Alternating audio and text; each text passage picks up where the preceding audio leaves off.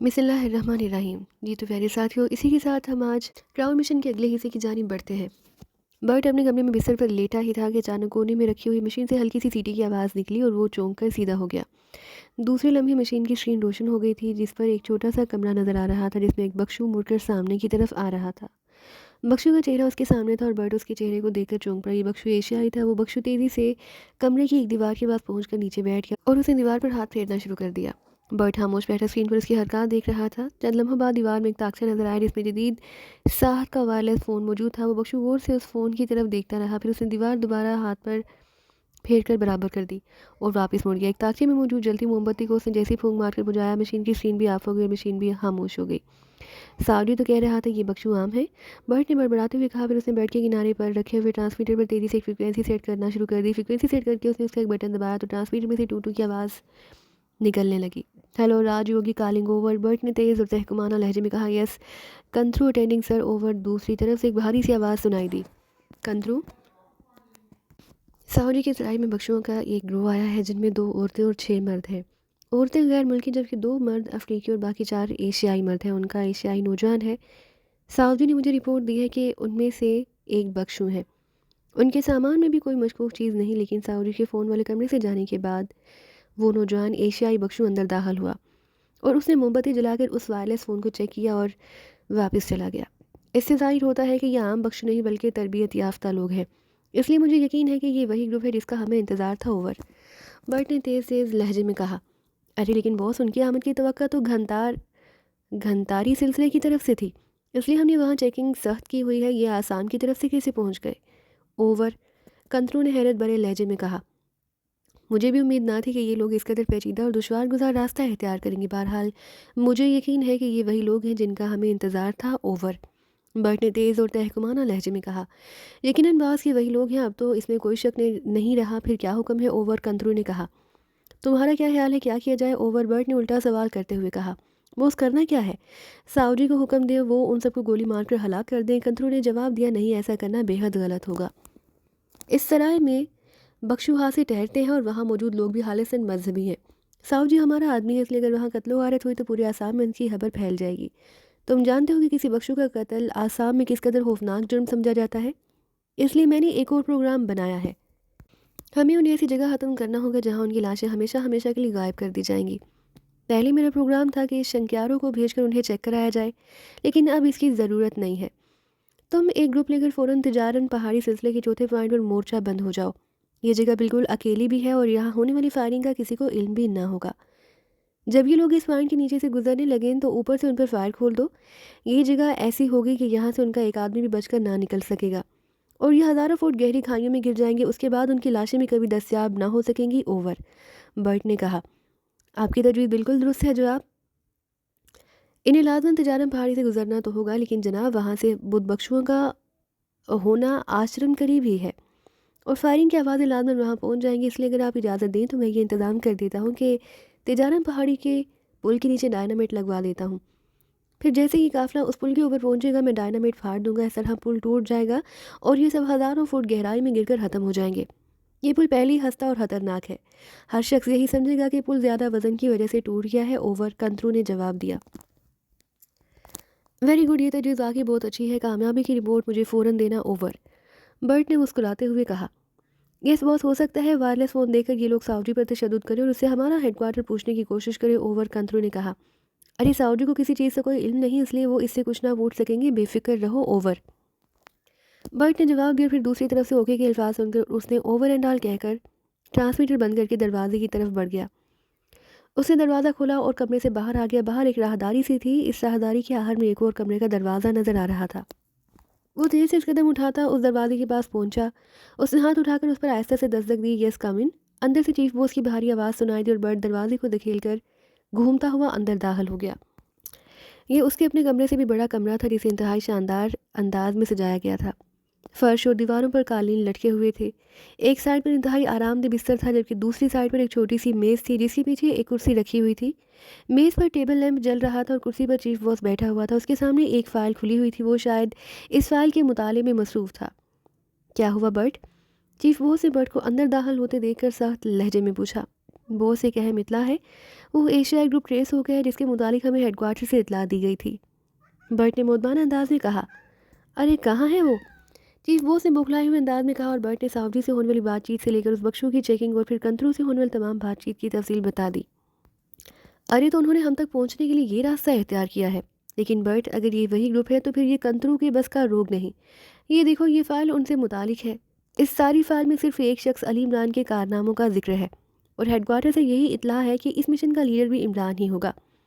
अगर वाकई ये इमरान है तो ये कंतरों के बस का रोग नहीं। चीफ बॉस ने कहा। उसकी कोई तस्वीर है मौजूदा बॉस? बर्ट ने चौंक कर कहा। तस्वीर तो नहीं, अलबत्ता उसका हुलिया तफसील से लिखा हुआ है, ये पढ़ लो। बॉस ने फाइल घुमाकर बर्ट की तरफ बढ़ाते हुए कहा। बर्ट जो मेज़ की दूसरी तरफ रखी हुई कुर्सी पर बैठा था फाइल को पढ़ने लगा। ओ ओ बॉस, ये नौजवान यकीनन अली इमरान है जो वायरलेस फ़ोन वाले कमरे में दाखिल हुआ था। बिल्कुल वही है, बर्ट ने हुलिया पढ़ते ही चौंक कर कहा। अगर ऐसा है ये तो ये कंतरों के बस के रोग नहीं। तुम खुद ही उन्हें डील करो। चीफ बॉस ने कहा। ठीक है बॉस, वैसे कंतरों ने जो तजवीज़ बनाई है वो इंतहाई शानदार है, लेकिन मैं तिजारन पहाड़ी के बाद मूना जंगल में पिकनिक कर लेता हूँ। अगर ये किसी तरह बचकर निकल भी आए तो फिर मैं इन्हें संभाल लूँगा। बर्ट ने सर हिलाते हुए कहा। किसी किस्म का रिस्क मत लो। मूना जंगल तक पहुँचने के बाद ये हमारे हेडक्वार्टर के बिल्कुल करीब आ जाएंगे। तुम उन्हें सावजी की सराय के पास ही रोक लो। चीफ बॉस ने होंठ काटते हुए कहा। लेकिन बॉस, वो सराय यहाँ से बहुत दूर है और रात के वक्त वहाँ तक किसी का भी पहुँचना नामुमकिन है। रास्ता बेहद दुश्वार गुजार है। बर्ट ने सर हिलाते हुए जवाब दिया। अरे तो फिर तुम ऐसा करो कि हेडक्वार्टर एरिया से जिस कदर दूर मुमकिन हो सके उन्हें रोको। हर सूरत में इनका हाथमा कर दो। एक भी आदमी किसी सूरत ना बच सके। चीफ बॉस ने कहा। आप बेफिक्र रहें बॉस, अब ये ना बच सकेंगे। वैसे मुझे ख्वाब में भी ये ख्याल ना था कि ये लोग ये रास्ता इख्तियार करेंगे। मैंने तमाम अफराद को स्याह मंदिर वाले रास्ते की तरफ लगा रखा था। बहरहाल अब वो बच तो किसी सूरत ना सकेंगे, ये तो तय है। बर्ट ने कुर्सी से उठते हुए कहा। मुझे फ़ौरन रिपोर्ट करना, चीफ बॉस ने कहा। यस बॉस, बर्ट ने कहा और चीफ बॉस ने ओके कहकर वापस दरवाजे की तरफ बढ़ गया। आहट से जूलिया की आंख खुली तो उसने कमरे के दरवाजे की तरफ बढ़ते हुए इमरान उसके पीछे जाती हुई मार्सिला को दबे पाँव जाते देखा तो वो चौंक पड़ी। जिस अंदाज में वो जा रहे थे उसकी वजह से उसकी आंखों से बहुत शरारे निकलने लगे। उसी लम्हे वो दोनों दरवाजे से बाहर निकल चुके थे। जूलिया एक झटके से उठी, फिर तेज़ी से दरवाजे की तरफ बढ़ी। तेज़ी की वजह से उसकी टांग सफदर के बाजू से चुभ गई। क्या हुआ जूलिया? सफदर ने यकलख्त उठते हुए पूछा। वो दोनों इश्क करने गए हैं और मैं उनका गला घोंट दूंगी, जूलिया ने लेपा कर घराते हुए कहा। कौन दोनों? किसकी बात कर रही हैं आप? सफदर ने जूलिया को चौंक कर उठते देखते हुए पूछा। वो इमरान और मार्सिला, जूलिया ने काट खाने वाले लहजे में कहा और बिजली किसी तेज़ी से दरवाजे की तरफ बढ़ गई। ऐसा नहीं हो सकता जूलिया, वो यकीनन किसी चक्कर में होंगे। सफदर ने उठकर जूलिया के पीछे दरवाजे की तरफ बढ़ते हुए कहा। ऐसे ही हुआ है, मुझे पहले ही शक था, जूलिया ने सख्त लहजे में कहा और कमरे से बाहर आ गई। सफदर भी इसके पीछे था। जूलिया तेज़ी से राहदारी के अख्तिताम की तरफ बढ़ गई। ऐसा ना हो मिस जूलिया कि इमरान के किसी खास प्रोग्राम में गड़बड़ हो जाए, इसलिए हमें मोहतात रहना चाहिए। एहतियात? आहा, तुम देखो तो सही मैं उनका हशर क्या करती हूँ, जूलिया ने रफ्तार और ज़्यादा बढ़ाते हुए कहा और फिर वो राहदारी के अख्तिताम पर पहुंचे तो उन्हें इमरान और मार्सिला एक खाली कत्ते की तरफ बरामदे में चलते हुए नजर आए। दोनों तेज़ी से आगे बढ़े जा रहे थे और उनके देखते ही देखते वो दोनों बरामदे से मुड़कर दूसरी तरफ गायब हो गए। जूलिया अब खाली मैदान में तकरीबन भागती हुई आगे बढ़ रही थी कि अचानक ही कोने से दो बख्शों नमदार हुए और उन्होंने आगे बढ़कर जूलिया और सफदर का रास्ता रोक लिया। आप इधर क्यों आए हैं? एक बख्श ने बड़े सख्त लहजे में कहा। हट जाओ, जूलिया ने उसे पूरी कुव्वत से धकेलते हुए कहा। फिर वो बरामदे की तरफ भाग पड़ी। रुक जाओ, उधर मत जाओ वरना, दोनों बख्शों ने तेज़ लहजे में कहा। उधर क्या है जनाब? सफदर ने रुककर बख्शों से कहा। उधर कुर्बान गाह है, उधर सिवाय सावजी महाराज के और कोई नहीं जाता। तुम फिक्र ना करो, हम भी कुर्बान गाह की ज़ियारत करने जा रहे हैं, सफदर ने मुस्कुराते हुए कहा और तेज़ी से जूलिया की तरफ दौड़ पड़ा। जूलिया अब बरामदे का मोड़ मुड़कर इमरान और मार्सिला की तरफ, जो उसकी नज़र से गायब हो चुकी थी। दोनों बख्शों आगे बढ़ने की बजाय वापस पलट गए। सफदर जब बरामदे के उस मोड़ तक पहुंचा तो उसने रास्ते में एक छोटी सी इमारत देखी जो पगोडा के अंदाज में बनी हुई थी। जूलिया इस इमारत की तरफ दौड़ी चली जा रही थी। सफदर उसके पीछे दौड़ पड़ा। फिर जब तक वो जूलिया के करीब पहुंचा, जूलिया पगोडे के खुले दरवाजे में दाखिल हो गई। सफदर भी दौड़ता उसके पीछे दरवाजे में दाखिल हुआ तो उसने जूलिया को एक हाल कमरे के दरवाजे की तरफ ठटक कर रुकते हुए देखा। आज अब अंदर, अब बाहर रुकने का क्या फ़ायदा? अंदर से इमरान की आवाज़ सुनाई तो जूलिया ढीले कदमों से अंदर दाखिल हो गई। सफदर भी उसके पीछे ही आगे बढ़ा और उसके हाल कमरे में एक अजीब मंजर था। साऊजी कुर्सी पर बंधा हुआ बैठा था जबकि इमरान उसकी पुश पर खड़ा था। मार्सिला उसकी साइड पर खड़ी थी और उसका चेहरा फूला हुआ था और आंखें फटी हुई थी। अरे सफदर, तुम भी? इमरान ने होंठ चबाते हुए कहा। मैं जूलिया को रोकने आया था, सफदर ने कदरे शर्मिंदा से लहजे में कहा। ठीक है, अब आगे आ गए हो तो अंदर आ जाओ। इमरान ने कहा। दूसरे लम्हे वो सावजी से मुखातिब हो गया। हाँ तो सावजी बताओ, ईगल फाइटर्स का हेडक्वार्टर कहाँ पर है, और सुनो, अब अगर तुमने इनकार किया तो एक लम्हे में गर्दन तोड़ दूंगा। इमरान का लहजा बेहद सख्त था। मुझे नहीं मालूम, मैंने कहा तो है मुझे नहीं मालूम, मैं किसी ईगल फाइटर्स को नहीं जानता।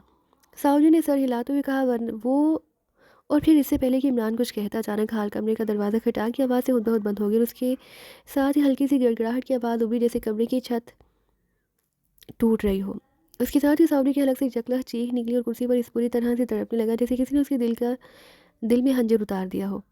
फिर इससे पहले कि इमरान और उसके साथी कुछ समझते, सावरी की गर्दन ढलक गई, उसकी फटी हुई आंखें बेनूर हो चुकी थी। छत पर से आने वाली गड़गड़ाहट की आवाज़ें बंद हो चुकी थी। दूसरे लम्हे खटाक से बंद होने वाला दरवाज़ा खुद बहुत खुल गया। अधेड़ उम्र बख्शू अंदर दाखिल हुए। उनके चेहरे सुते हुए थे। तुमने कुर्बान गाह में दाखिल होकर नाकाबिले माफ़ी जुर्म किया है बख्शुओ, इसलिए तुम्हें बख्शोनियत की तरफ से सज़ा दी गई है। ए बख्शू ने हाथ उठाते हुए कहा, हम अपील करेंगे महाराज, हम बेगुनाह हैं। मार्सिला ने यकलह चीखते हुए कहा, नहीं, अपील की इजाज़त नहीं है। उसी बख्शू ने जवाब दिया। उसके साथ ही वो तेज़ी से वापस मुड़ गई। और इमरान, हम ख़त्म हो जाएंगे, हमारी मौत दी गई है। मार्सिला ने खौफ से गड़गड़ाते हुए कहा। उसका चेहरा यकलह जद पड़ गया था। आखिर हुआ क्या है, बख्शोनियत क्या है, और सावजी कैसे मर गया? इमरान ने हैरत भरे लहजे में कहा, बख्शोनियत भगवान का अवतार है, वो बख्शुओं की मौत का फैसला करता है। इस कुर्बान को मुकद्दस करार दिया गया था।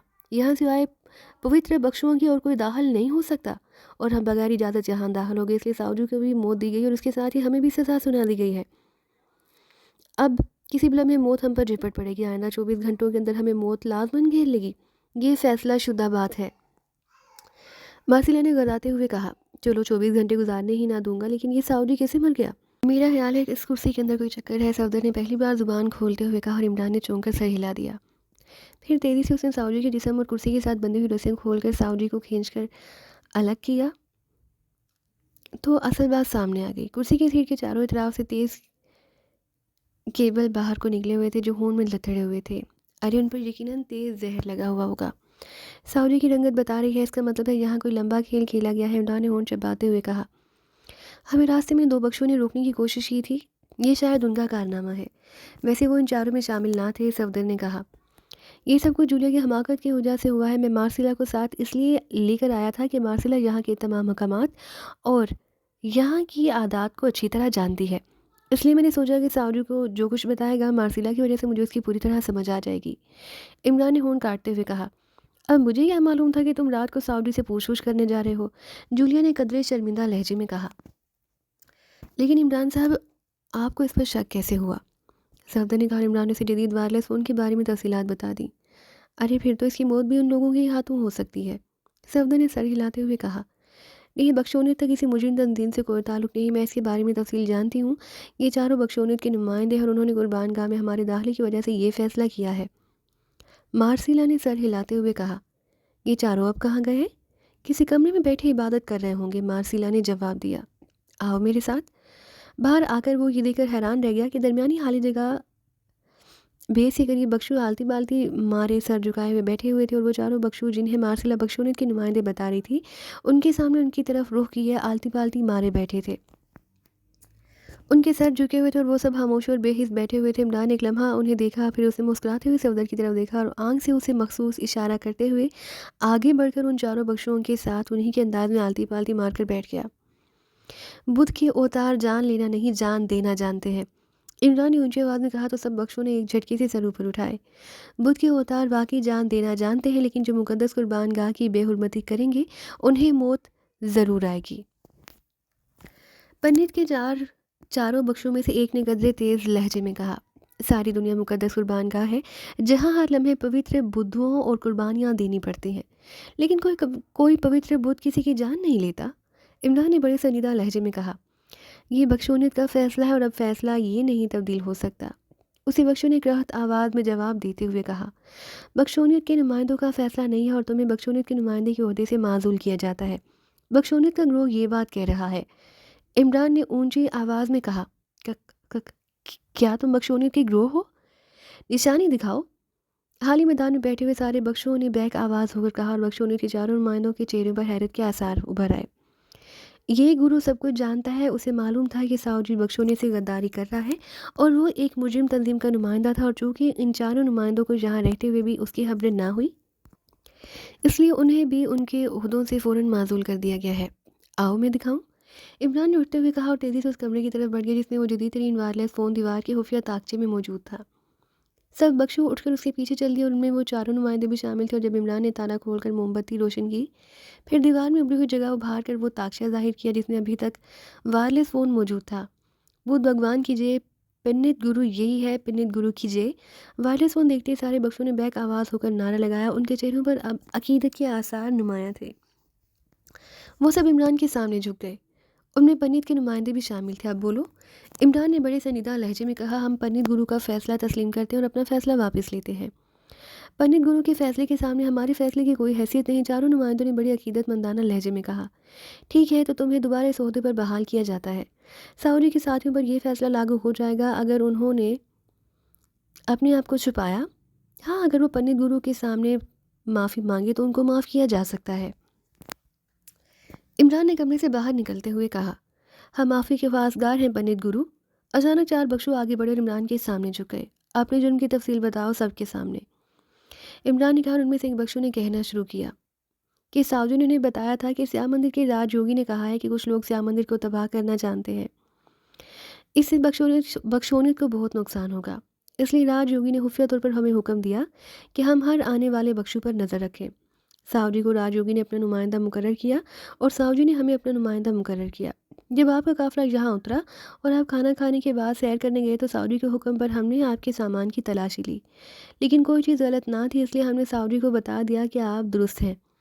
फिर हमने आपकी साथी औरत को मुकद्दस कुर्बानगाह की तरफ जाते देखा तो हम उसकी इत्तला देने साउदी के पास गए, लेकिन साउदी के मुतालिक पता चला कि वो कुर्बानगाह में है।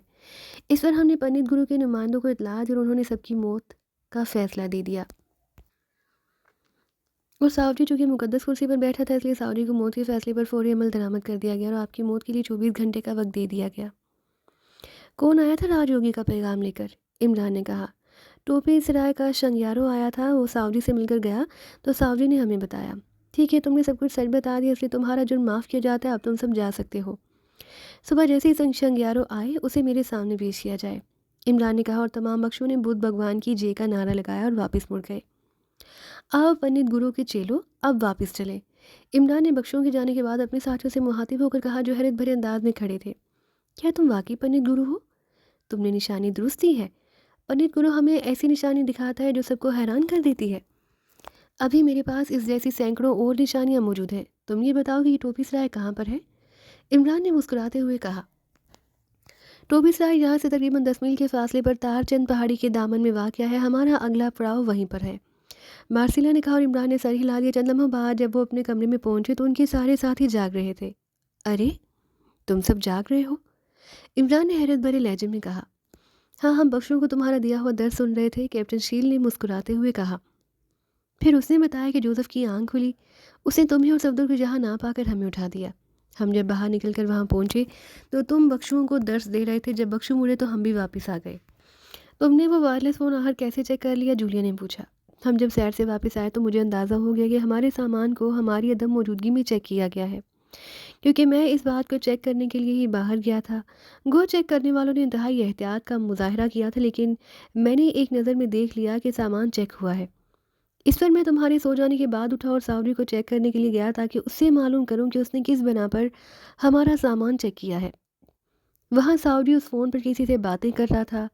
साउदी के जाने के बाद मैंने उस फ़ोन को चेक किया तो मुझे यकीन हो गया कि साउदी ईगल फाइटर्स का नुमाइंदा है, क्योंकि ये फायरलेस फ़ोन एक्रीमिया की ईजाद है। और दूसरी बात ये कि उसकी रेंज भी इतनी ज़्यादा ना थी। ज़्यादा से ज़्यादा 40 मील के दायरे में इस पर बात हो सकती थी, इसलिए मैं समझ गया कि ईगल फाइटर्स का हेडक्वार्टर यकीनन 40 मील के अंदर है।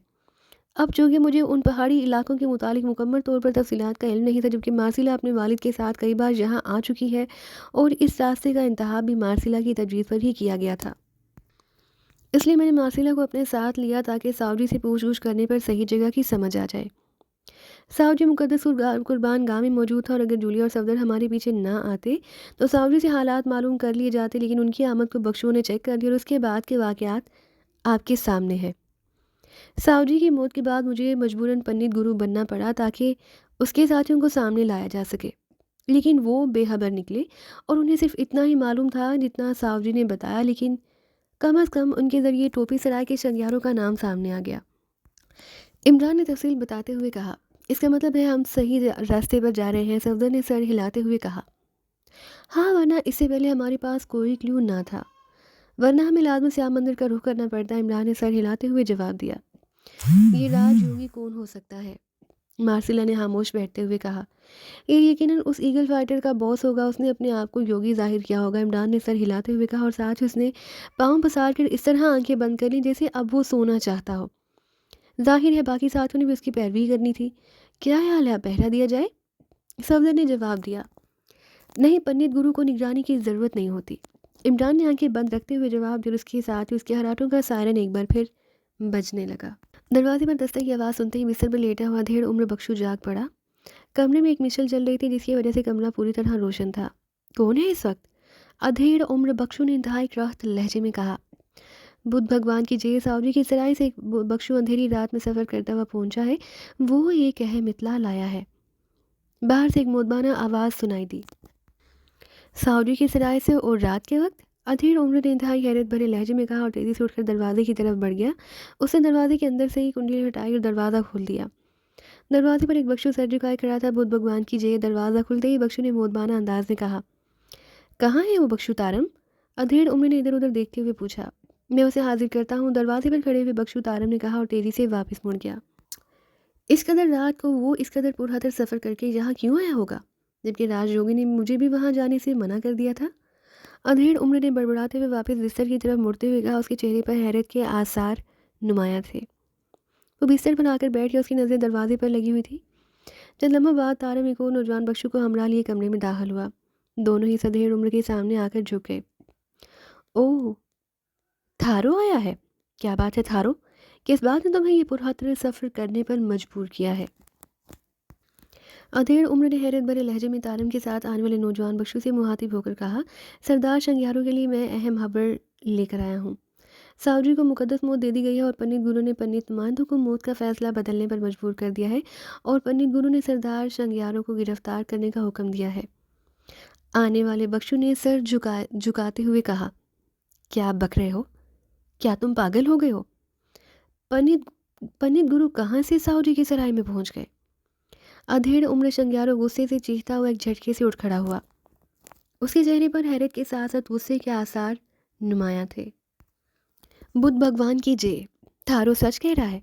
थारो ने उसी तरह सर झुकाते हुए जवाब दिया। तफसील बताओ, पूरी तफसील। अधेड़ उम्र शंगियारों ने होंठ भींचते हुए कहा और थारो ने आने वाले काफिले की एक औरत और मर्द को कुर्बान गाह की तरफ जाते देखकर रोकने से लेकर पंडित गुरु की निशानी पर शंगियारों को पेश करने के हुक्म तक की पूरी तफसीलात बता दी। तो वो एशियाई पंडित गुरु बन गया। ठीक है, तुम जाकर आराम करो, तुम्हें तुम्हारा इनाम मिल जाएगा।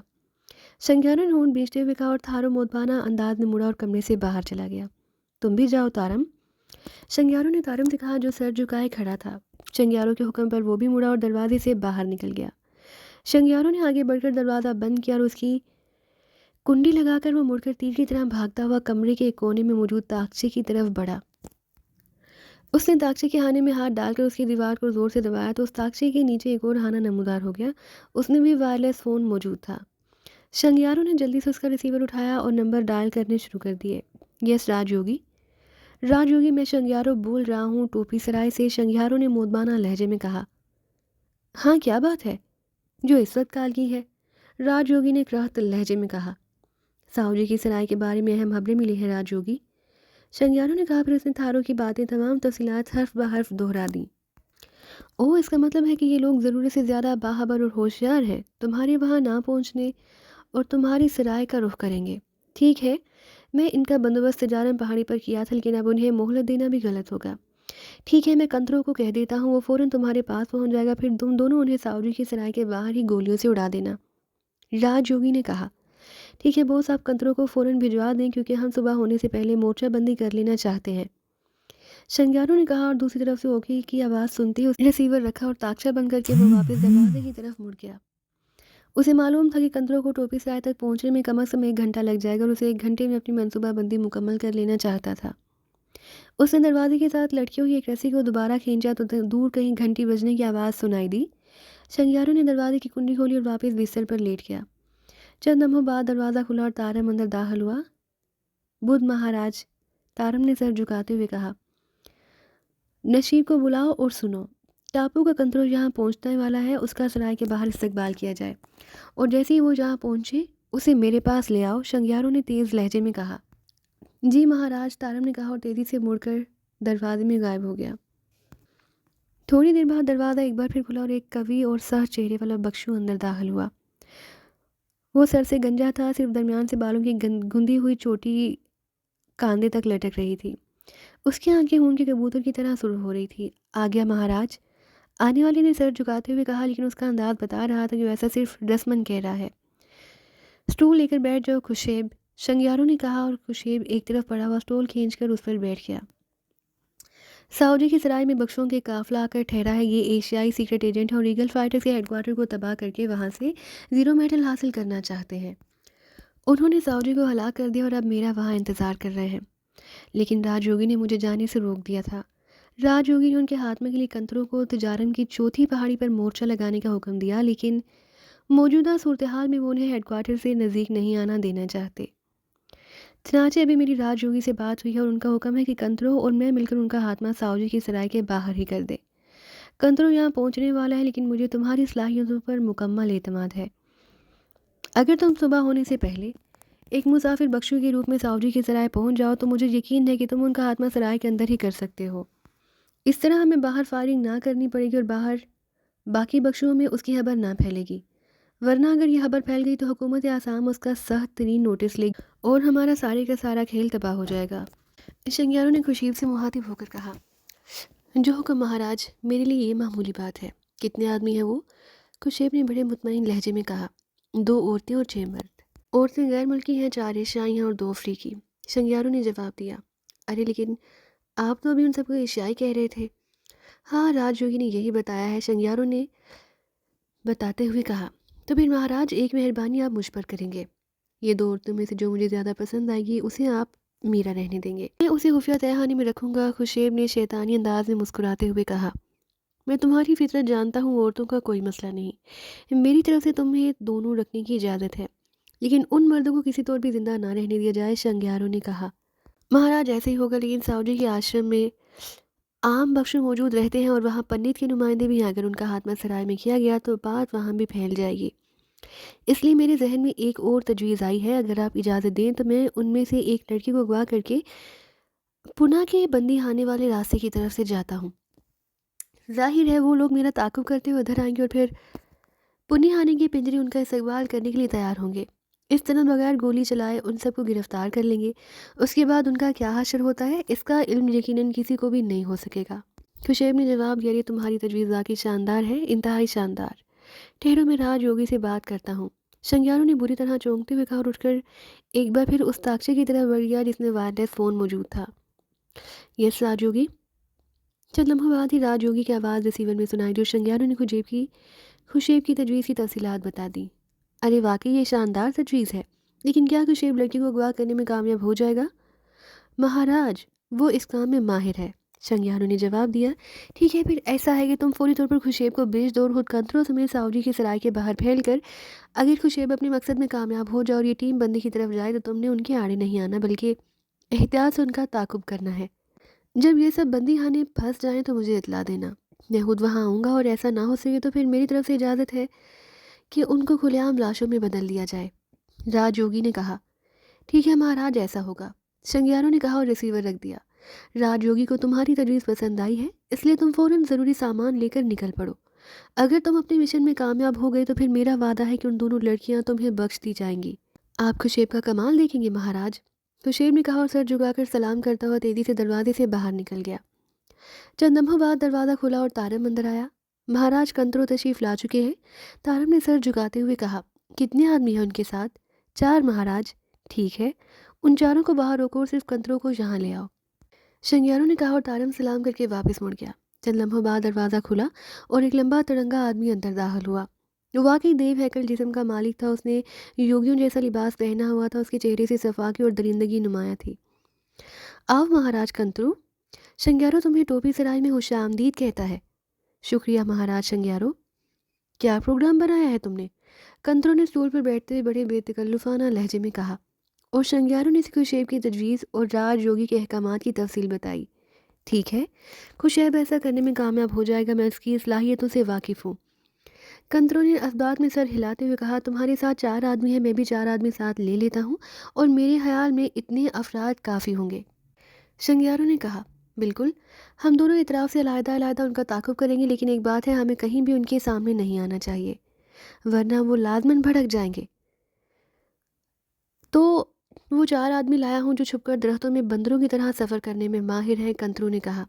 ओह! ठीक है, मेरे पास भी ऐसे ही आदमी हैं, आओ फिर हम यहाँ से चल दें ताकि सुबह होने से पहले ही सावजू की सराय के पास पहुँच जाएँ। शंग्यारों ने उठते हुए कहा और कंत्रू भी सर हिलाता हुआ उठ खड़ा हुआ। दरवाजे पर दस्तक की आवाज़ सुनते इमरान ने आंखें खोल दी। दूसरे लम्हे दरवाजे की आवाज़ ज़ोर से हुई और उसके बाकी साथियों की आंखें भी खुल गईं। दस्तक मुसलसल जारी थी। कौन है? इमरान ने ऊंची आवाज़ में कहा। मैं टेकचंद हूँ महाराज, नायब सरदार। तमाम बख्शी खसूसी इबादत के लिए आपके मुंतज़िर हैं। बाहर से एक मोदबाना सी आवाज़ सुनाई दी। मेरे मुंतज़िर हैं? इमरान ने हैरत भरे लहजे में कहा। महाराज, पंडित गुरु की मौजूदगी में खसूसी इबादत हमारे लिए बड़ी शुद्ध रहेगी। बाहर से जवाब दिया गया और इमरान ने बेएहतियात दोनों हाथों से सर पकड़ लिया। अच्छा, आ रहा हूँ, तुम लोग जाओ, इमरान ने होंठ काटते हुए कहा। महाराज, स्नान के लिए तालाब का पानी गर्म कर दिया गया है, बाहर से कहा गया और फिर कदमों की जाती हुई आवाज़ सुनाई दी। अब फंसे हो, बड़े पंडित गुरु बन रहे थे। एक कोने में बैठी हुई मार्सिला ने बेएहतियात कहकहा लगाते हुए कहा, अरे हाँ, जब पन्नती गुरी मौजूद हो तो बेचारे पंडित गुरु की क्या मजाल है। तुम करा दो ये खसूसी इबादत, इमरान ने चौंक कर कहा। और पंडित गुरु की तारीफ सुनकर सब हंसने लगे। ये कैसे बन गई पुन्नति गुरी? जूली ने काट खाने वाले लहजे में कहा। तुम बन जाओ, मुझे क्या ज़रूरत है इस अहमक की पत्नी बनने की? तुम मर रही हो इसलिए, इसके लिए? मार्सिला ने पत्नी यानी बीवी में बदलते हुए बुरे से लहजे में कहा। मैं मर रही हूँ? तुम अपने बाप को जख्मी हालत में छोड़कर भागी चली आए हो, जूलिया ने कहा। और इमरान दोनों हाथों में सर पकड़े इस तरह बैठा हुआ था जैसे दो बीवियों के शोहर की हालत होती है। तुम दोनों ही बन सकती हो, मुझे कोई एतराज़ नहीं, लेकिन फ़िलहाल तो मसला खसूसी इबादत का है, इमरान ने चौंक कर कहा। इसे बनाओ अपनी पत्नी, और सुनो, मैं अभी जाकर तुम्हारा भांडा फोड़ती हूँ कि तुम कोई पंडित गुरु वुरु नहीं हो, फिर देखना ये बच्चों तुम्हारा क्या असर करते हैं। मार्सिला ने एक झटके से उठते हुए कहा। बैठ जाओ मार्सिला, और सुनो, अब अगर तुम्हारे मुंह से ऐसे अल्फाज निकले तो आंखें निकाल कर हथेली पर रख दूंगा, इमरान ने यकलत भेड़िया की तरह गर्राते हुए कहा। उसका चेहरा बदल गया और आंखों से शरारे निकल रहे थे। मैं तो मजाक कर रही थी, मार्सिला ने बुरी तरह से घबराए हुए कहा। खौफ से उसका पूरा जिस्म बुरी तरह से कांपने लग गया और जुलिया के चेहरे पर फातिहाना सा अंदाज उभर आया। वो इस तरह मार्सिला को देख रही थी जैसे कह रही हो, देखा एक ही घुरकी में दम निकलने लगा। तुम सब लोग नहाने के लिए तैयार हो जाओ। मेरे ख्याल में शंग्यारो अगर आना होता तो अब तक आ चुका होता। हमें अब उसकी सराय में हुज जाना होगा। और ये भी सुन लो कि अब आइंदा का सफ़र हमने इंतहाई मोहतात अंदाज में करना है। ईगल फाइटर ने यहाँ मेरी तवक्का से कहीं ज़्यादा जाल फैला रखा है, इमरान ने उठकर खड़े होते हुए कहा, फिर दरवाज़ा खोलकर बाहर निकल गया। ओ पापा, ओ पापा! अचानक मार्सिला फूट फूट कर रोने लगी और वो सब बुरी तरह चौंक कर उसकी तरफ मुतवज्जा हो गए। वो दोनों हाथों में चेहरा छुपाए हिचकियाँ लेकर रो रही थी। अरे अरे, क्या हुआ? अरे खामोश हो जाओ।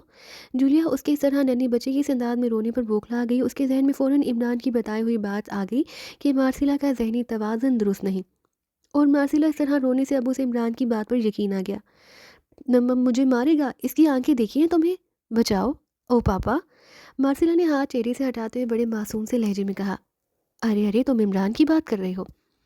अरे वो ऐसी अदाकारी करता है, वो तुम्हें कुछ नहीं कहेगा, जूलिया ने उसे वाकई नन्हे बच्चे की तरह पिचकारते हुए कहा। अदाकारी? तो क्या वो अदाकारी कर रहा था? अरे मैं उसका खून पी जाऊंगी, मैं उसका गला दबा दूंगी। उसने मार्सिला को क्या समझ रखा है? मार्सिला जंगल क्वीन है। मार्सिला का ना सिर्फ लहजा बदल गया, बल्कि उसके चेहरे पर छाए हुए तासुरात भी इतनी तेज़ी से बदले कि जूलिया समेत सब लोग हैरान रह गए। मैं ज़्यादा बातें मत करो, मास्टर के मुतालिक ऐसी बात ज़ुबान से निकालने वाले हमेशा के लिए ख़त्म हो जाते हैं, यकला जोसेफ ने भड़कते हुए लहजे में कहा। तुम मुझे धमकी दे रहे हो काली रीछ? मार्सिला को, जंगल क्वीन को, तुम्हारी ये जुर्रत? मार्सिला ने भी भड़कते हुए लहजे में कहा और दूसरे लम्हे वो इतनी तेज़ी से अपनी जगह से उछली जैसे बिजली चमकती है, और जोसेफ बेएहतियात चीखता हुआ दीवार से टकराकर नीचे जा गिरा। मार्सिला ने इंतहाई महारत से उसके चेहरे पर फ्लाइंग किक जमा दी थी। मार्सिला प्लीज़, जूलिया ने जल्दी से आगे बढ़कर मार्सिला को बाजू से पकड़ते हुए कहा। लेकिन इससे पहले कि वो कलाबाजी खाकर सीधी खड़ी होती, मार्सिला को पकड़कर एक तरफ हटाती। मार्सिला बुरी तरह चीखती हुई किसी गेंद की तरह उछली और काफ़ी दूर दरवाजे के पास पुश के बल फर्श पर जा गिरी। जोसेफ नीचे गिरते ही जगलत उछलकर किसी लड़ाके मेंढे की तरह पूरी कुव्वत से उसकी पीठ पर टक्कर जमा दी। जोसेफ रुक जाओ, अचानक सफदर ने तेज लहजे में कहा, और जोसेफ जो शायद गुस्से के आलम में नीचे गिरी हुई मार्सिला पर हमला करना चाहता था, होंठ भींचकर रुक गया। लेकिन उसके चेहरे से आग सी बरस रही थी। सुनो, हम यहाँ लड़ने और अपने जोहर दिखाने के लिए नहीं आए। यह हमारा इंतहाई खतरनाक मिशन है। किसी भी लम्हे किसी भी तरफ से मौत हम पर झिपट सकती है। इसलिए अब कोई शख्स एक दूसरे से नहीं लड़ेगा। और सुनो मार्सिला, तुम बहुत अच्छी लड़की हो, हम सब तुम्हारी कदर करते हैं। इमरान मुझे बता रहा था कि मार्सिला इंतहाई ज़हीन लड़की है, इसलिए तुम भी प्लीज़ हमें अपना भाई समझो, सफदर ने बड़े बावकार से लहजे में कहा और आगे बढ़कर उसने मार्सिला को उठने में मदद दी। भाई, अरे तुम मेरे भाई हो। मेरा तो कोई भाई नहीं था। ओ ब्रादर जोसेफ, मैं माफ़ी चाहती हूँ, मार्सिला ने बच्चों की तरह खुशी से तालियां बजाते हुए कहा और जूलिया समेत सब मुस्कुरा दिए। उसी लम्हे दरवाज़ा खुला और इमरान अंदर दाखिल हुआ। इमरान, ये सब मेरे भाई हैं। ब्रादर जोसेफ, देखा तुमने कितने अच्छे भाई हैं। मार्सिला ने खुश होते हुए इमरान से मुखातिब होकर कहा और इमरान के लोगों पर भी मुस्कुराहट रेंग गई। अच्छा अच्छा, वाकई सब बहन भाई होते हैं शादी से पहले, क्यों जूलिया? इमरान ने मुस्कुराते हुए कहा। बकवास मत करो, पहले भी तुमने मार्सिला को डांट कर रुला दिया। रुला दिया? अरे तो मार्सिला रो रही थी। अच्छा, मैं तो समझा था कि किसी वीराने से किसी चुड़ैल के बैन करने की आवाज़ें आ रही हैं। तुमने मुझे चुड़ैल कहा? मुझे? मार्सिला को, जो जंगल क्वीन है। जंगल क्वीन? वाह, अच्छा लक़ब है। लेकिन अगर तुमने इसी तरह गुस्सा दिखाया तो फिर जंगल क्वीन की बजाय जंगल वुडू यानी बेवा बन जाओगी। बेवा? अरे मैं बेवा नहीं बन सकती, मुझे खौफ आता है बेवा बनने से। तो फिर रोना बंद कर दो, रोती सिर्फ बेवाएं हैं, समझी? इमरान ने इस तरह सर हिलाते हुए कहा जैसे उसने कोई मोहब्बत बड़ा भरा फ़लसफ़ा बताया हो। बिल्कुल तुम ठीक कह रहे हो, रोने वाली बेवा होती है। ठीक है, अब मैं नहीं रोऊंगी, बिल्कुल नहीं रोऊंगी, मार्सिला ने बड़े अज़्म से कहा और सब लोग इमरान की जहानत पर भी एहतियात दिल ही दिल में दाद देने लगे। मैं खसूसी इबादत में जा रहा हूँ, तुम सब लोग तैयार हो जाओ। और हाँ मार्सिला, तुमने उन बख्शुओं के साथ बहुत सफ़र किए हैं, ये खसूसी इबादत ऊंचे शलूक को कहते हैं ना? इमरान ने मार्सिला से मुखातिब होकर पूछा। अरे तुम्हें कैसे इल्म हुआ? तुम तो मुझे बता रही थी कि तुम्हें पहले कभी बख्शू नहीं बने। मार्सिला ने हैरत भरे लहजे में कहा। मैं तो पैदाइशी बख्शू हूँ, यकीन ना आए तो जूलिया से पूछ लो। इमरान ने कहा। जूलिया से पूछ लूँ? क्या मतलब?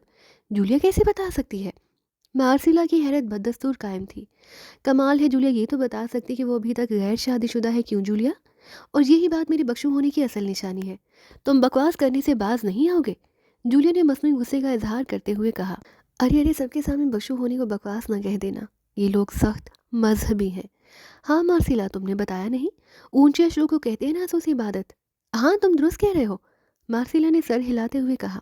चलो ये मसला तो हल हुआ, ये ऊंचे श्लोक का क्या मतलब हुआ? क्या श्लोक ऊंची आवाज़ में पढ़ने पड़ते हैं? सफदर ने हैरत भरे अंदाज में कहा और मार्सिला उसकी बात पर खिलखिलाकर हंस पड़ी। ये बात नहीं ब्रादर सफदर, ऊंचा अश्लोक बुद्ध के उन अश्लोकों को कहते हैं जिनमें आज तक मिलावट नहीं होती, और बुद्ध की अपनी ज़ुबान से निकले हुए उन अश्लोक को एक हर्फ ही तब्दील किए बगैर बख्शू उनकी हिफाजत करते आ रहे हैं, मार्सिला ने समझाते हुए कहा।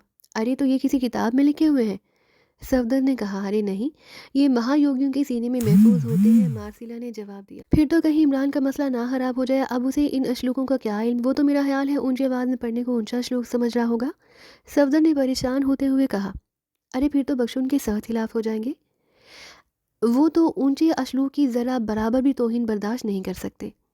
आओ उसे समझाए, मार्सिला ने भी परेशान होते हुए कहा। हम भी चलेंगे, जूलिया ने कहा और बाकी सब ने भी जूलिया की तायीद की। चनाचे वो सब कमरे से निकलकर उस मैदान की तरफ निकल गए जिधर खसूसी इबादत होनी थी। मैदान में पहुंचते ही एक लम्हे के लिए ठटक कर रुक गए, क्योंकि सामने बुद्ध बख्शू सर झुकाए हुए बैठे थे और उनके सामने एक ऊंचे स्टूल पर खड़ा बड़े बावकार अंदाज में अजीबो गरीब अल्फाज इस कदरदानी से कह रहा था जैसे ये उसकी मादरी ज़ुबान हो। अरे ये तो वाकई ऊंचे श्लोक है, जल्दी करो, मोदबाना अंदाज में बैठ जाओ, मार्सिला ने घबरा कर कहा और उन सबको मजबूरन उन बख्शुओं के पीछे उन्हीं के अंदाज में सर झुका कर बैठना पड़ा। इमरान वाकई इंतहाई रवानी से अजीबोगरीब ज़ुबान बोले जा रहा था। उसने अपना एक हाथ सर से ऊपर उठाया हुआ था। इस वक्त उसके चेहरे पर ऐसा तासुर था जैसे वो वाकई कोई मुकद्दस तरीन हस्ती हो। चंद लम्हों बाद उसने हाथ नीचे गिरा दिया और उसके साथ ही वो खामोश हो गया। दूसरे लम्हे मैदान बुद्ध भगवान की जय के ज़ोरदार नारों से गूंज उठा। तमाम बख्शू एक आवाज़ होकर पूरे ज़ोरों शोर से नारे लगाने में मसरूफ़ थे। उसके साथ ही इमरान उस ऊंचे स्टूल से नीचे उतर आया और बख्शू उसके गिर्द बड़े मोदबाना अंदाज में जमा हो गए। उन सबके चेहरों पर ऐसी चमक थी जैसे वो हाथ सरूर से गुजरे हैं। सुनो, अब मैं अपने साथियों के साथ मुकद्दस ज़ियारतों पर जा रहा हूँ। सावजी के नायब टेकचंद को यहाँ सरदार मुकर्रर करता हूँ। इमरान ने ऊंची आवाज़ में कहा और सब बख्शुओं ने सर झुका दिए। मैं हल्फ लेता हूँ कि ज़िंदगी भर बुद्ध के बख्शुओं की खिदमत करता रहूँगा। एक लंबे कद वाले बख्शु ने अपना हाथ उठाते हुए कहा। ठीक है, इमरान ने मुतमईन अंदाज में कहा और वापस अपने कमरे में आ गया। आपने स्नान कर लिया है महाराज, लेकिन आपके साथियों ने अभी तक नहीं किया। मैंने औरतों के लिए अलहदा इंतज़ाम किया है, टेकचंद ने आगे बढ़ते हुए मोदबाना अंदाज में कहा। कहाँ इंतज़ाम है, मुझे बताओ, जूलिया ने आगे बढ़ते हुए कहा। आइए मेरे साथ, टेकचंद ने कहा। फिर वो जूलिया को हमरा लिए बाएं तरफ को मुड़ गया, जबकि बाकी साथी मर्दों के स्नान करने वाले कमरों की तरफ बढ़ गए। अलबत्ता इमरान वापस अपने कमरे में आ गया जहाँ उनका सामान मौजूद था। अभी उसे वहाँ आए थोड़ी ही देर गुजरी थी कि अचानक दूर से उसे निसवानी चीखों की आवाज़ें सुनाई दी। इमरान उछलकर बिजली की सी तेज़ी से कमरे से बाहर आ गया। वो शरीमती को ले गया, वो बख्शू खुशेब। बरामदे में दौड़ते हुए टेकचंद ने इमरान को देखते ही कहा। सनून ले गया? कैसे ले गया? वो मैं शरीमती को स्नान के लिए लेकर जा रहा था कि अचानक उकबी दरख्त से जाल फेंका गया। फिर जाल में जकड़ी हुई शरीमती को उठाकर वो भाग निकला। वो दरख्त पर चढ़ा हुआ था, मैंने उसे पहचान लिया। वो बख्शू खुशेब है, टोपी सराय का नायब। टेकचंद ने घबराते हुए कहा और इमरान ने उसी गर्दन एक झटके से छोड़ी और उछलकर उस तरफ को भागा जिधर से टेकचंद आया था। वो उसे जलपनाह की तरफ ले गया है। उधर से आते हुए एक बख्शू ने चीख कर इमरान से कहा। उसी लम्हे इमरान के साथी भी दौड़ते हुए उधर को आए और मार्सिला भी उनके हमरा थी। क्या हुआ, क्या हुआ? सफदर ने चीख कर पूछा। जल्दी सामान लेकर आओ, कोई बख्शू जूलिया को उठाकर ले गया है, इमरान ने चीख कर अपने साथियों से कहा। वो अब एक पहाड़ी के किनारे पर खड़ा था। सूरज की किरणें अभी पूरी तरह फैली ना थी और नीचे वादी में गहरा अंधेरा था। ये जलपना क्या है? क्या किसी पहाड़ी का नाम है? इमरान ने होंठ काटते हुए पूछा। जोसेफ, जलपना? ओ, वहाँ तो बड़ा खौफनाक बंदीखाना है, मार्सिला ने कहा। बंदीखाना यानी कैदखाना? हाँ, तहखाने को मुकामी ज़ुबान में बंदीखाना कहते हैं। जलपना एक वैशी कबीला अम्ब पाली रहता है। इंतहाई खतरनाक कबीला है। उनका बंदीखाना पूरे आसाम में मशहूर है। वो हमें जूलिया को वहाँ पहुँचने से पहले हासिल करना होगा, वरना जूलिया ज़िंदगी भर वहाँ से नहीं निकल सकती। मार्सिला ने तेज़ लहजे में कहा। तुम रास्ता जानती हो? इमरान ने पूछा। हाँ, मुझे मालूम है, मैं उनके सरदार पाली को भी जानती हूँ, वो मेरे पापा का दोस्त है। पापा ने उसे बड़े तोहफे दिए थे, मार्सिला ने सर हिलाते हुए कहा। उसी लम्हे सफदर और दूसरे साथी सामान उठाए हुए अंदर आए। बाकी बख्शू अभी अब वहाँ आ गए थे। सफदर, तुम साथियों के साथ यहीं रहोगे। मैं, मार्सिला, जोसेफ और जोआना जूलिया के पीछे जाएंगे। हमारी वापसी तक यहीं रहना और पूरी तरह मोहतात रहना। मुझे ये कोई लंबी साजिश लगती है, इमरान ने अपना बैग सफदर से लेते हुए कहा और सफदर ने सर हिला दिया। बरामदी गुरु, आपके हचर तैयार हैं? टेकचंद ने कहा। आओ मार्सिला, जोसेफ और जोआना, तुम भी आओ। और फिर वो तेज़ी से उस पहाड़ी से उतरने लगा। मार्सिला, जोसेफ और जोआना उसके पीछे थे। गहराई हासी खतरनाक थी, लेकिन इमरान बड़े बेतहाशा अंदाज में नीचे उतरा जा रहा था। चंद लम्हों में ही वो पहाड़ी के दामन में पहुंच गया। आहिस्ता चलो, वरना तुम्हारी लाश भी नहीं मिलेगी, मार्सिला ने उसके पीछे दौड़कर आते हुए कहा। वो बुरी तरह से हाँफ रही थी। कोई शॉर्टकट बताओ मार्सिला, जिसे हम उस बंदी खाने तक उस बख्शू से पहले पहुंच जाएं। शॉर्टकट? लेकिन वो तो इंतहाई खतरनाक है, मार्सिला ने कहा। तुम बताओ तो सही, आओ मेरे पीछे, मार्सिला ने सर हिलाते हुए कहा। फिर एक पगडंडी पर दौड़ पड़ी। थोड़ी देर बाद वो सब एक और पहाड़ी के दामन में पहुंच गए। इस पहाड़ी के दरमियान से एक सीधा रास्ता जलपना है, लेकिन मार्सिला ने इशारा करते हुए कहा। आओ, इमरान ने कहा और फिर तेज़ी से पहाड़ी पर चढ़ने लगा। मार्सिला, जोसेफ और जोआना उसके पीछे थे। यहाँ हर तरफ घने और ऊंचे दरख्त थे। अभी वो रास्ते में ही थी कि अचानक जोसेफ ने बिजली की सी तेज़ी से छलांग लगाई और वो जैसे फिजा में तैरता हुआ चट्टानों के दरमियान मौजूद सा बड़ा हला पार करके दूसरी तरफ जा गिरा। क्या हुआ? इमरान ने मुड़कर कहा, लेकिन दूसरे लम्हे वो ये देखकर तेज़ी से मुड़ा कि दरख्त पर से एक भारी बदन का बख्शू जोसेफ के ऊपर कूदा था और वो दोनों ही घास में लूट फूट हो गए। जोसेफ इस पोजीशन में था कि ज़रा सा उसका कदम खिसकते ही वो सैकड़ों फुट गहरी खाई में जा गिरता। वो कवि हैकल बख्शू जोसेफ को उस खाई में गिराना चाहता था। इमरान ने दौड़कर यकलख छलांग लगाई और दूसरे लम्हे वो भी किसी परिंदे की तरह उड़ता हुआ दरमियानी हला पार करके दूसरी तरफ पहुंच गया। लेकिन जैसे उसके कदम ज़मीन पर लगे, अचानक एक और दरख्त से किसी ने उस पर छलांग लगाई और वो सीधा इमरान पर आ गिरा। लेकिन दूसरे ही लम्हे फिजा में दो चीखें बैक वक्त उभरी। एक तो उसी बख्शू की थी जिस पर इमरान ने हमला किया, क्योंकि इमरान ने चीखते की सी तेज़ी से यकलहत उसे उछाल कर खाई में धकेल दिया। लेकिन दूसरी चीख उसकी पुश्त की तरफ से उभरी थी, जिधर जोसेफ और बख्शू जोर आजमाई में मसरूफ़ थे। इमरान तेज़ी से पलटा, फिर उसके लबों से इत्मीनान की सांस निकली, क्योंकि जोसेफ उठकर खड़ा हो रहा था। गुडशो, लेकिन तुमने मुझे नहीं बताया था। मैंने सिर्फ झलक देखी थी। आहा, इसका मतलब है जूलिया का अगवा हाथ साजिश के तहत हुआ है। ठीक है, मैं इनसे निपट लूँगा, इमरान ने कहा। फिर उसने दौड़कर दोबारा छलांग लगाई और वापस अपनी जगह पर आ गया। जोसेफ भी बहरियत कूद आया और उनका सफ़र एक बार फिर ऊपर की तरफ शुरू हो गया। चढ़ाई बिल्कुल सीधी थी, इसलिए उन्हें ऊपर चढ़ने में खासी मुश्किल पेश आ रही थी कि अचानक ऊपर से गड़गड़ाहट की तेज़ आवाज़ उभरी और उसके साथ ही इमरान ने यकलहत मार्सिला को दबोचा और साथ वाली चट्टान की तरफ छलांग लगा दी। जोसेफ और जोआना उछलकर दूसरी तरफ जा गिरे और उसी लम्हे एक भारी चट्टान ऊपर से लुढ़कती हुई ठीक उसी रास्ते पर आई जहाँ एक लम्हा पहले वो मौजूद थे। और फिर इसी तरह गड़गड़ाती हुई वो नीचे गहराइयों में गिरती चली गई। वो बाल बाल बचे थे, वरना उनकी हड्डियां तक भी ना मिलती। उसी लम्हे पहाड़ियाँ फायरिंग से गूंजी थी और उसके साथ ही एक और चीख सुनाई दी। और फिर ये चीख उसी रास्ते पर नीचे आती चली गई जिस रास्ते पर एक लम्हा पहले चट्टान गिरी थी और एक कवि हैकल बख्शू का जिस्म बुरी तरह से उलटता पुलटता हुआ नीचे गहराइयों में गिरता चला गया। फायरिंग और चीख की बाज़गश्त अभी तक सुनाई दे रही थी। ये फायर जवाना की तरफ से हुआ था। उसके रिवाल्वर से अभी तक धुएं की लकीर निकल रही थी। बाकायदा पिकटिंग हो रही है। जोसेफ और जवाना, तुम साइडों से होकर ऊपर आ जाओ, मैं और मार्सिला दरमियान से चढ़ेंगे, इमरान ने तेज़ आवाज़ में कहा। और फिर मार्सिला का बाजू पकड़े वो दरमियानी रास्ते पर आया और इस बार पहले से ज़्यादा तेज़ी से ऊपर चढ़ता चला गया। थोड़ी देर बाद वो मार्सिला के कहने पर पहाड़ी पर दरमियान से जाते हुए एक पतले रास्ते में घुस गए। अब जोसेफ और जवाना भी इसके पीछे थे। ये रास्ता लंबी लंबी घास से पूर था। दोनों तरफ सैकड़ों फुट ऊंची और सीधी चट्टानें थी। इस घास में दौड़ते हुए वो आगे बढ़ते रहे कि अचानक मार्सिला ठटक कर रुक गई। क्या हुआ? इमरान ने चौंक कर पूछा। खतरा, खतरा करीब है, मुझे खुशबू आ रही है, मार्सिला ने कदरे खौफजदा लहजे में कहा। और इमरान ने खतरे की नोयत को समझने के लिए भी सर इधर उधर घुमाया ही था कि अचानक दाएं साइड की खूह से सरसराहट की आवाज़ उभरी और वो सब एक लम्हे एक खौफनाक चीख के साथ एक कदावर लगड़ भगड़ कूद कर मार्सिला की तरफ आया। उसके खौफनाक दांत अंधेरे में बिजली के बल्बों की तरह रोशन थे।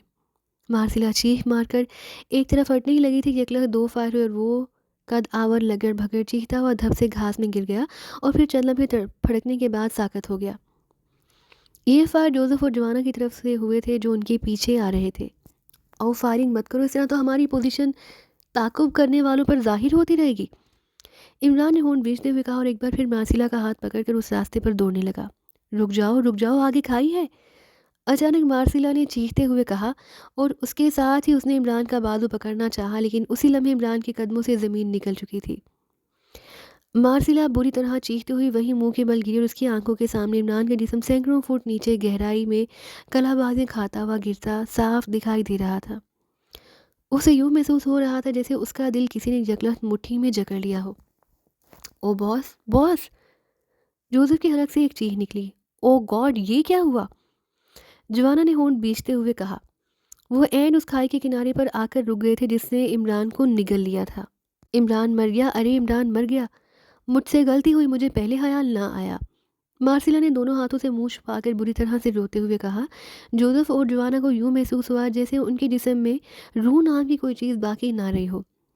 वो आंखें फाड़े इसी तरह खाई को देख रहे थे जैसे उन्हें यकीन ना आ रहा हो कि यही खाई इमरान जैसी अजीम और नाकाबिल शिकस्त शख्सियत का मदफन भी बन सकती है। लेकिन तलह और अटल हकीकत उनकी आंखों के सामने उनका मुंह चिढ़ा रही थी।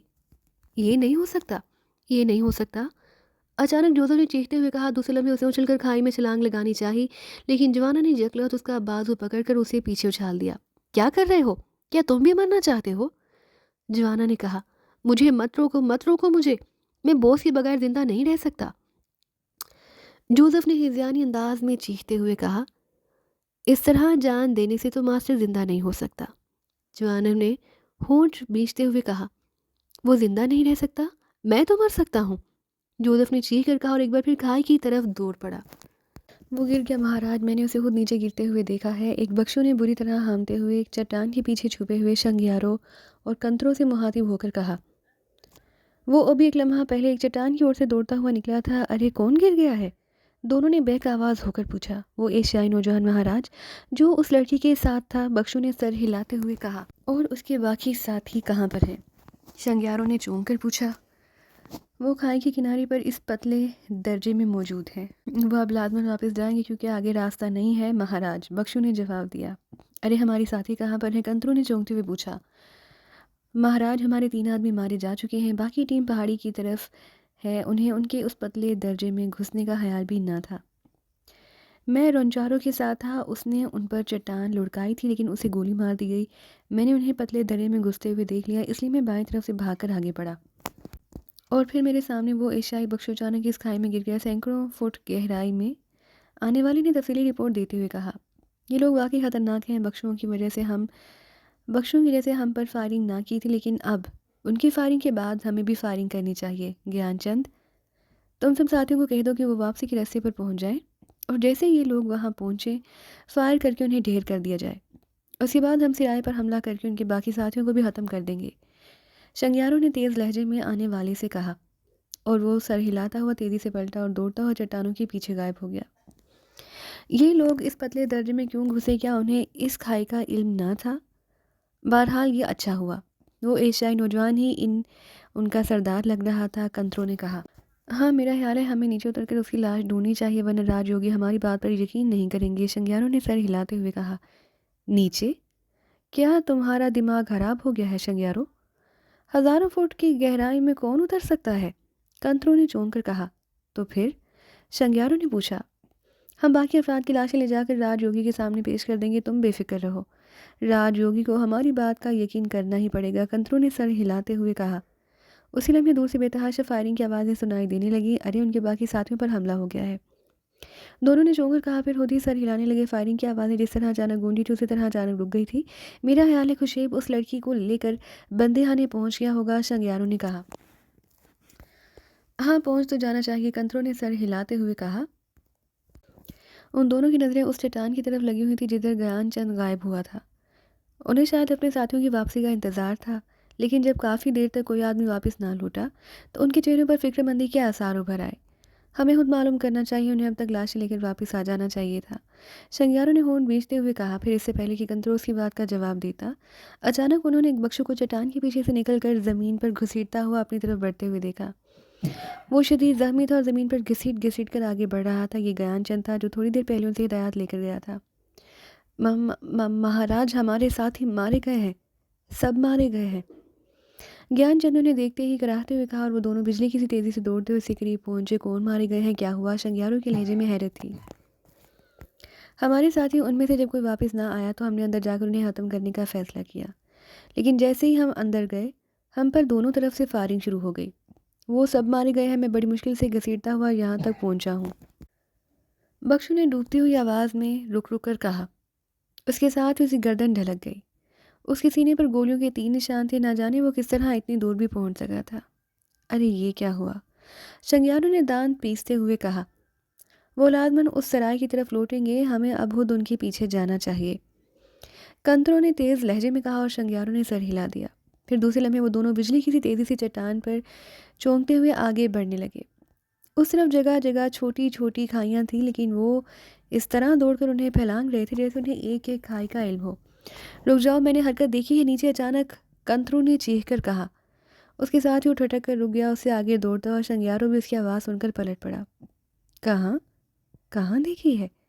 शंगियारों ने कहा। इधर नीचे गहराई में, वो यकीनन कोई आदमी था। कंत्रू ने वापस पलट कर खाई के नीचे से झांकते हुए कहा। कोई जानवर होगा, छोड़ो आओ, शंगियारों ने कहा। नहीं, मैंने गेरवे लिबास की झलक देखी है, कंत्रू ने कहा। दूसरे लम्हे वो तेजी से खाई के एक किनारे से नीचे उतरने लगा। शंगियारों को भी मजबूरन उसकी पैरवी करनी पड़ी। वो दोनों बड़े माहिराना अंदाज में नोकीली चट्टानों पर कदम जमाकर नीचे उतरते चले जा रहे थे। गहराई बहुत ज़्यादा थी, इसलिए नीचे उतरते उतरते उन्हें बावजूद तेज़ी के काफ़ी देर लग गई। अरे यहाँ इंसान तो एक तरफ जानवर भी नज़र नहीं आ रहा, शंगियारों ने तेज़ तेज़ लहजे में कहा। उधर नीचे गहराई में इस पहाड़ी के पीछे। कंतरू ने कहा और तेजी से उस झाड़ी की तरफ पलट पड़ा और फिर झाड़ी के करीब पहुंचकर वो ठटक कर रुक गया। झाड़ी के नीचे वाकई एक जिस्म मौजूद था, बेहिस्सो हरकत। अरे ये तो वही एशियाई नौजवान है जो पतले दर्रे की खाई से गिरा था। लेकिन वो खाई तो हाथ से दूर है, ये यहाँ कैसे पहुंच गया? कंतरू ने हैरत भरे लहजे में कहा। घसीट कर यहाँ पहुंचा होगा, लेकिन ये मर चुका है। शंग्यारों ने कहा। वो भी अब झाड़ी के पास पहुंच गया। चलो तुम्हारा मसला तो हल हो गया। ये लाश राजयोगी को पेश की जा सकती है, कंतरू ने कहा और शंग्यारों ने इस बात में सर हिला दिया। फिर वो दोनों बैक कदम झाड़ी के पीछे पड़े हुए जिस्म की तरफ बढ़ने लगे। जोसेफ एक बार फिर दौड़ता हुआ खाई की तरफ बढ़ा ही था कि यकलखत मार्सिला चीख पड़ी, मैंने झलक देखी है, वो जिंदा है। मार्सिला एक झटके से उठकर खड़ी हो गई और उसकी आवाज़ सुनते ही जोसेफ यकलखत रुक गया। क्या क्या कह रही हो? कहाँ देखी है झलक? जोसेफ और जवाना बेएहतियात आगे बढ़ते हुए कहा। उन दोनों की आवाज़ों में शदीद जोश था। वो इमरान था, बिल्कुल इमरान था। मैंने उसके लिबास की झलक देखी है। हमें नीचे जाना होगा। आओ वापस चलते हैं। उस दर्रे के करीब से एक रास्ता नीचे वादी में जाता है, वहाँ से आसानी से उतर सकते हैं, मार्सिला ने तेज़ लहजे में कहा और वापस पलटकर दौड़ने लगी। जोसेफ और जवाना भी इसके पीछे लिपटे दौड़ते दौड़ते, चूँकि अचानक मार्सिला और जोसेफ दोनों बैक वक्त ठटक कर रुक गए। क्या हुआ? कुछ लोग इधर आ रहे हैं, उनकी धमक मैंने सुनी है, मार्सिला ने कहा और जोसेफ ने भी उसकी तायद कर दी। अरे यकीनन ये हमलावर होंगे। एतराफ़ में छुप जाओ, एक भी जिंदा बचकर ना जाने पाए, जवाना ने कहा। फिर मार्सिला का बाजू पकड़े तेज़ी से एक साइड की खो में छलांग लगा दी, जबकि जोसेफ उछलकर दूसरी साइड पर उभरी हुई एक चट्टान के पीछे हो गया। और फिर उन्हें ऊंची घास में दौड़ते हुए चार बख्शू उधर आते दिखाई दिए। उनके हाथों में रिवाल्वर थे और उनकी तेज़ नज़रें इधर उधर का जायज़ा ले रही थी। उस लम्हे जोसेफ और जवाना दोनों की रिवाल्वर ने शोले उगली और वो चारों चीखते हुए उछलकर घास में गिर गए। हिलती हुई घास पर जवाना ने फायरिंग जारी रखी और उसी वक्त ट्रैगर से उंगलियां हटाई जब घास साकत हो गई। आओ ये हिट हो गए हैं, जवाना ने कहा। फिर वो खो से निकलकर तेज़ी से उस तरफ दौड़ने लगा जिधर वो गिरे थे। मार्सिला और जोसेफ भी उसके पीछे थे। घास में बख्शों की लाशें बिखरी पड़ी थी। मार्सिला ने घास पर पड़ा हुआ रिवाल्वर जिपटा, फिर वो बगैर रुके तेज़ी से आगे दौड़ते चले गए। उन्हें उनकी लाशों से ज़्यादा इमरान से दिलचस्पी थी। दर्रे से निकलकर मार्सिला तेज़ी से एक पतली सी पगडंडी पर दौड़ती हुई नीचे उतरती गई। चूँकि जोसेफ और जवाना रास्ता ना जानते थे, इसलिए वो उसके पीछे भागने पर मजबूर थे। पगडंडियों से उतरती हुई मार्सिला एक और पतले से ट्रैक में घुस गई। ध्यान से आना, इधर भी खाई है। मार्सिला ने अंदर दाखिल होते हुए उनसे पलट कर कहा और जोसेफ और जवाना दोनों ने सर हिला दी, लेकिन उनके कदम ना रुके थे। ये पतला सा दर्रा भी ऊंची घास से पुर था। दौड़ते दौड़ते मार्सिला एक मोड़ पर रुक गई। उसने अपना हाथ ऊंचा किया तो जोसेफ और जवाना दोनों ने रफ्तार आहिस्ता कर दी। जहाँ खाई है लेकिन उसकी गहराई कम है, हमें अब यहाँ से नीचे उतरना होगा, मार्सिला ने उनके पहुँचते ही कहा। फिर उसे दोनों हाथ बढ़ाकर एक चट्टान की नोक थामी और दूसरे लम्हे उसका जिस्म फिजा में लटक गया।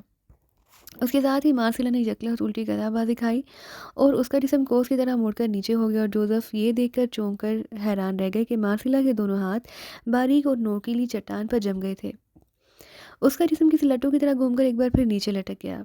हैरत अंगेज, ये लड़की वाकई जंगल क्वीन है, जवाना ने बेएहतियात हैरान होते हुए कहा। और जोसेफ ने भी इस तरह सर हिलाया जैसे वो भी मार्सिला की इस हैरत अंगेज फुर्ती और महारत की दाद दे रहा हो।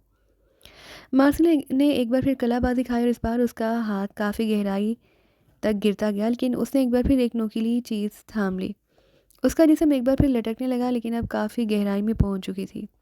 अभी मत आना, मुझे नीचे जाने दो, मार्सिला ने नीचे से चीख कर कहा। और इस बार उसने कलाबाजी खाने की बजाय हाथ छोड़ दिए और अपने जिस्म को ज़ोर से झकोला दिया। दूसरे लम्हे उसका जिस्म किसी भारी चट्टान की तरह नीचे गिरता चला गया। जोसेफ और जवाना दोनों ने होंठ बींच लिए, क्योंकि जिस तरफ रफ्तार से मार्सिला का जिस्म नीचे गिर रहा था, इससे तो यही लग रहा था कि नीचे गिरने के बाद उसके जिस्म की एक हड्डी भी सलामत ना रहेगी। लेकिन उसी लम्हे धप की ज़ोरदार आवाज़ उन्हें सुनाई दी और मार्सिला का जिस्म एक झाड़ी में गायब हो गया। लेकिन फिर उसका जिस्म बाहर को उछला और अब मार्सिला किसी नन्ही बच्ची की तरह नीचे गहराई में खड़ी साफ दिखाई दे रही थी। और वो दूसरे लम्हे उसकी हल्की सी आवाज़ सुनाई दी। यहाँ झाड़ी के पास ही दलदल है, मैं उसके दूसरे किनारे पर खड़ी होकर हाथ उठाऊंगी तो तुम छलांगे लगा देना, मार्सिला कह रही थी। फिर जोसेफ और जवाना के हाथ उठाकर इशारा कर कर उन्होंने उसकी आवाज़ सुन ली। वो दौड़ती हुई उसकी तरफ गई और फिर एक जगह रुककर उसने दोनों हाथ उठा दिए। सही जंप लगाना, ज़रा सी गलती से एक हड्डी भी सलामत ना बचेगी, जवाना ने जोसेफ से कहा। और जोसेफ ने सर हिलाते हुए पीछे हटता चला गया। दूसरे लम्हे वो दौड़ता हुआ खाई के किनारे पर आया। उसका जिस्म किसी परिंदे की तरह तैरता हुआ नीचे दूर खड़ी मार्सिला की तरफ बढ़ता गया। जवाना होंठ भींचे खामोश खड़ा उसे देख रहा था। ये वाकई इंतहाई खौफनाक और अंधी छलांग थी। दूसरे लम्हे जवाना के होंठ भींचे हुए होंठ खुल गए क्योंकि जोसेफ का जिस्म बिल्कुल ठीक जगह पर गिर रहा था और उसके साथ ही जोसेफ के जिस्म ने कलाबाजी खाई और वो सर की बजाय पैरों के बल नीचे गिरते हुए झाड़ी के पीछे गायब हो गया। मार्सिला भी झुककर झाड़ी के पीछे गायब हो चुकी थी। वो यकीनन जोसेफ को दलदल से बाहर खींचने के लिए झुकी थी और फिर चंद लम्हों बाद दोनों के सर उभरे। जोसेफ और मार्सिला दोनों साथ साथ खड़े थे और इस बार दोनों ने ही अपने हाथ उठा लिए। चलो जवाना, अब तुम्हारी बारी है, जवाना ने बड़बड़ाते हुए कहा और पीछे हटता चला गया। ज़रा दूर हटकर उसने एक लम्हे के लिए ज़ाविये और फासले का अंदाज़ा किया और दूसरे लम्हे वो खाई के किनारे की तरफ दौड़ता चला गया। एक झटके में उसके कदमों ने ज़मीन छोड़ दी और वो हवा में तैरता हुआ नीचे गिरता चला गया। जवाना को यूँ महसूस हो रहा था कि जैसे उसके जिस्म में दौड़ता हुआ खून यकलहत मुंजमद हो गया हो। पलक झपकने में वो झाड़ी के ऊपर पहुंचा। उसके साथ ही उसने जिस्म को तेज़ी से मोड़कर कलाबाजी खाई और फिर उसके पैर नर्म दलदल में घुसते चले गए। ऊंची छलांग और वजन की वजह से इंतहाई तेज़ रफ्तारी से दलदल के अंदर उतरता चला गया, लेकिन फिर एक झटके से उसका जिस्म रुक गया। दलदल की गहराई ज़्यादा ना थी। जवाना कंधों तक दलदल में डूब चुका था। ज़ोरदार झटके की वजह से उसका जिस्म एक लम्हे के लिए साकत हुआ और फिर दूसरे लम्हे उसे ऐसा महसूस हुआ जैसे उसके जिस्म को ज़रा ऊपर को धकेला गया हो। उसी लम्हे उसे फैले हुए बाजू को एक झटका लगा और उसका जिस्म तेज़ी से दलदल से बाहर निकलता चला गया। जोसेफ झुककर उसका बाजू पकड़कर बाहर खींच रहा था और चंद लम्हों बाद जवाना सही सलामत दलदल से बाहर निकलने में कामयाब हो गया। गुड गार्ड, ये मेरी ज़िंदगी का सबसे अनोखा तजुर्बा है, जवाना ने एक तवील सांस लेते हुए कहा।